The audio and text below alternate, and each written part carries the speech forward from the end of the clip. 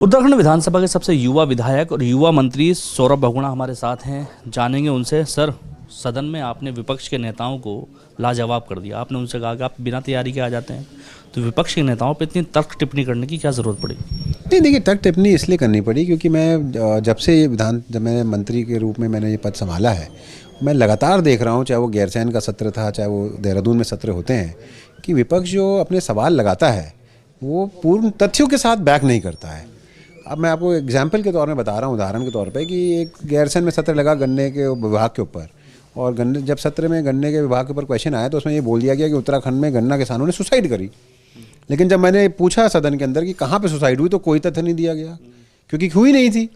तो मेरा विपक्ष के मित्रों से यही निवेदन था कि देखिए, कल माननीय प्रीतम सिंह जी ने बहुत अच्छी बात कही थी कि राजनेताओं के ऊपर आरोप लगाना बहुत आसान होता है, लेकिन आरोप तब लगने चाहिए जब उसको आप बैक कर सकें, उसको तथ्य के साथ बैक करिए।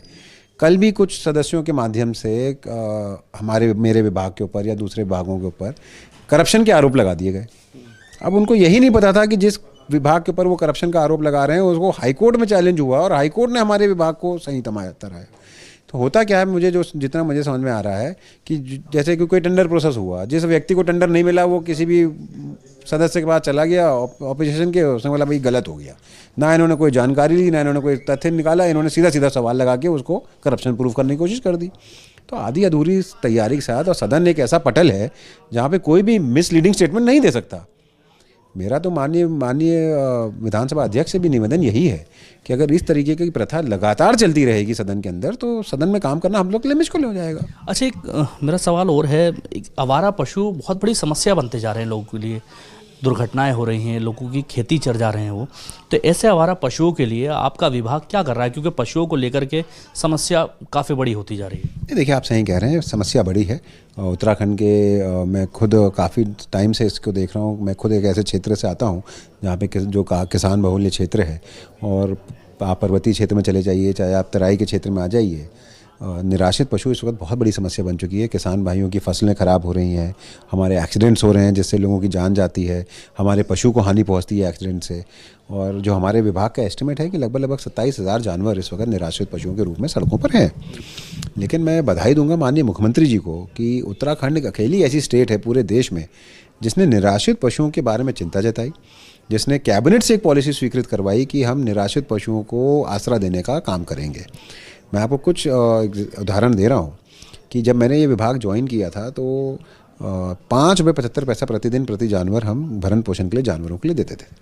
उसको 2.25 साल की सरकार में हमने 5.75 रुपये से बढ़ा के आज 80 रुपये प्रतिदिन प्रति जानवर कर दिया है, जो कि पूरे इंडिया में कोई भी स्टेट इतना नहीं दे रही है। हमारे बगल की स्टेट यूपी है, वो 30 रुपये प्रतिदिन प्रति जानवर दे रही है। हमने 70 नई गौशाला बनाने का एक प्रण किया है।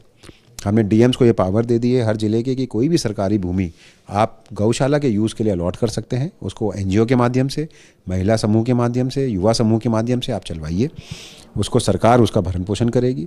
और अभी तक हमको 52 डीपीआर आ चुके हैं नई गौशालाओं के, जिसमें से हम 17 गौशालाओं के 17 करोड़ रुपये रिलीज़ कर चुके हैं जिलों को, ताकि उनका कंस्ट्रक्शन जल्दी से हो जाए। अभी तक हमारी सरकार 27,000 जानवर जो हम कह रहे हैं सड़कों पे है, उसमें से 3,000, 3,500 के आसपास हम जानवर सड़कों से उठा चुके हैं, उनको गौशालाओं में भेज चुके हैं। तो हम उसके लिए सीरियस हैं। लेकिन देखिए दानिश भाई, एक बहुत सिंपल बात है, मैंने सदन में भी ये बात कही थी कि आप 2,000 गौशाला बना दीजिए। उत्तराखंड में 15 लाख के ऊपर जानवर हैं। अगर लोगों की मानसिकता नहीं बदलेगी पशु के, और जिस गाय को हमने माता का दर्जा दिया है, जब वो वृद्ध अवस्था में जा रही है, जब वो बीमार हो जा रही है, जब वो व्यवसाय का साधन नहीं बन पा रही है, तो हमारी क्रूरता इतनी बढ़ गई है कि हम उसको मरने के लिए सड़कों पे छोड़ दे रहे हैं। तो मानसिकता बदलना सबसे ज़्यादा ज़रूरी है। अब सरकार गौशालाएँ बना दे, सरकार उठा ले, सरकार भरण पोषण दे दे, लेकिन कितनों को दे देंगे? तो मेरा आपके चैनल के माध्यम से उत्तराखंड की देवतुल्य से जनता से निवेदन भी है। हम देवभूमि कहलाते हैं, हम गाय को माता का दर्जा देते हैं, तो कहीं ना कहीं उसका ध्यान रखना, उस पर क्रूरता ना करना की जिम्मेदारी भी हमारी है। तो कृपया आप लोग गाय को मरने के लिए सड़कों पे मत छोड़िए, गाय का ध्यान रखिए। गाय हमारी माता है, उसने आपको जीवन भी दिया है, आपको दूध भी दिया है, आपको व्यवसाय का जरिया भी बनी है। तो जब वो वृद्ध अवस्था में चली जाती है तो उसको सड़कों पर मरने के लिए ना छोड़ा जाए। हमारे साथ बात करने के लिए सौरभ बहुगुणा जी थे। जिस तरह से अपने विभाग को लेकर चल रहे हैं उसकी तारीफ चारों ओर हो रही है। सौरभ बागुणा का कहना है कि गायों के साथ साथ हम कोशिश कर रहे हैं कि लोगों को जागरूक करें, उनको बचाने के साथ साथ कि लोग इनकी सुरक्षा के लिए खुद आगे आएँ। Danish Khan, ABP live, Dehradun.